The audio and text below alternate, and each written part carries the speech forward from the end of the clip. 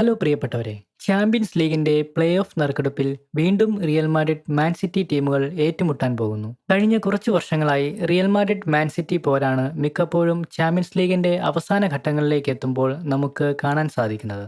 ഏതാണ്ട് അതുപോലെ തന്നെ ഈ തവണയും ഇരുവരും തമ്മിൽ ഏറ്റുമുട്ടാനൊരുങ്ങുകയാണ്. എന്നാൽ റിയൽ മാഡ്രിഡിനെ സംബന്ധിച്ച് വലിയ പ്രശ്നമായി നിൽക്കുന്ന ഒന്ന് അവരുടെ 6 പ്ലെയേഴ്സ് മഞ്ഞക്കാർഡിന്റെ സസ്പെൻഷനിലാണ് ഉള്ളത്. ഇനി അവർക്ക് ഓരോ യെല്ലോ കാർഡ് വീതം കൂടി കിട്ടുകയാണെങ്കിൽ സിറ്റി ആയിട്ടുള്ള സെക്കൻഡ് മാച്ച് അവർക്ക് മിസ്സാവും. എന്നാൽ സിറ്റിയെ സംബന്ധിച്ചാണെങ്കിൽ അവരുടെ ഡിഫൻസിലാണ് പ്രോബ്ലംസ് ഉള്ളത്. കഴിഞ്ഞ കുറേ മത്സരങ്ങളായി സിറ്റിയുടെ ഡിഫൻസ് ആടിയുലഞ്ഞ അവസ്ഥയിലാണ്. റിയൽ മാഡ്രിഡിനെ സംബന്ധിച്ചും ഡിഫൻസിലെ പോരായ്മകൾ അവർ നേരിടുന്നുണ്ടെങ്കിലും യെല്ലോ കാർഡിന്റെ പ്രതിസന്ധിയാണ് അവരെ കൂടുതൽ അസ്വസ്ഥരാക്കുന്നത്. മാൻ സിറ്റിയെ സംബന്ധിച്ച് അവരുടെ പ്രധാന താരങ്ങളിൽ ഒരാളായ റോഡ്രിയെ ചാമ്പ്യൻസ് ലീഗിന്റെ അവസാന ഘട്ടങ്ങളിലേക്ക് രജിസ്റ്റർ ചെയ്യാൻ പോകുന്നുവെന്നും റിപ്പോർട്ടുകൾ ഉണ്ടായിരുന്നു. റോഡ്രിയെ കൂടാതെ സിറ്റിയുടെ ജനുവരി ട്രാൻസ്ഫർ വിൻഡോയിൽ ടീമിലെത്തിയ ഹുസാനോവ്, മർമോഷ്, റെയ്സ് എന്നീ പ്ലെയേഴ്സും ചാമ്പ്യൻസ് ലീഗിൽ ബൂട്ടുകെട്ടും.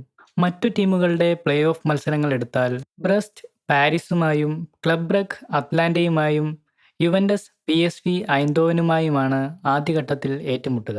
പിന്നീട് വരുന്നത് മൊണാക്കോ ബെൻഫിക്കയുമായും സ്പോർട്ടിംഗ് ഡോർട്ട്മുണ്ടുമായും സെൽറ്റിക് ബയൺ മ്യൂണിക്കുമായും ഫെയ്നോർഡ് മിലാനുമായുമാണ് ഏറ്റുമുട്ടുക. റൗണ്ട് ഓഫ് 16-ൽ ലിവർപൂൾ ബാർസയെയും ലില്ലി ആസ്റ്റൺ വില്ലയെയും അത്ലറ്റിക്കോ മാഡ്രിഡ് ലെവർക്യൂസനെയും അർസണൽ ഇന്റർ മിലാനെയും നേരിടും. ചാമ്പ്യൻസ് ലീഗിന്റെ മാച്ചസ് എല്ലാം ഒരു ദിവസം ഒരേ ടൈമിൽ കൊണ്ടുവച്ചത് ആരാധകർക്ക് അസംതൃപ്തി ഉണ്ടാക്കിയിരുന്നു.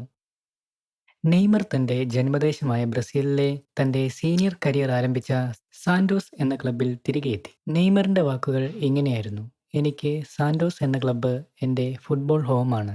തന്നെ ആക്രമണ ഫുട്ബോൾ പഠിപ്പിച്ചതും തന്റെ കളിയുടെ അടിസ്ഥാനവും എല്ലാം ഈ ക്ലബ്ബിൽ നിന്നുമാണ് ഉണ്ടായത്. ഇവിടെ വീണ്ടും എത്താൻ കഴിഞ്ഞതിൽ സന്തോഷമെന്നും നെയ്മർ സൂചിപ്പിച്ചു. ഫുട്ബോൾ ഇതിഹാസം പെലെ കളിച്ചു വളർന്നതും സാന്റോസ് എന്ന ക്ലബ്ബിൽ നിന്നായിരുന്നു. കൂടുതൽ സിനിമ, കായിക വിശേഷങ്ങൾ അറിയാൻ ഈ ചാനൽ സബ്സ്ക്രൈബ് ചെയ്യൂ. Thank you.